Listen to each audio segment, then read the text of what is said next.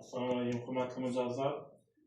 Muhtaram prezidentimiz tomonidan 3 tajribasi asosida bank rahbarlari o'z mijozlari bilan uchrashib, ulardagi mavjud muammolarni hal qilish orqali yangi ish o'rinlari ochilishi, tadbirkorlik faoliyatida bo'layotgan bank bilan bog'liq to'siqlarni, masalalarni hal qilish topshirib o'tgan.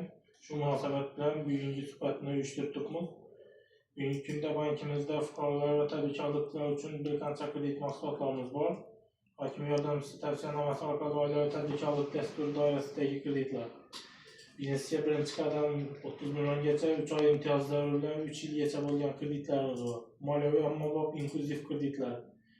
Moliyaviy ko'mak 100 milliongacha 6 oylik imtiyozlari bilan 3 yil 6 oylik imtiyozlari bilan kreditlarimiz bor.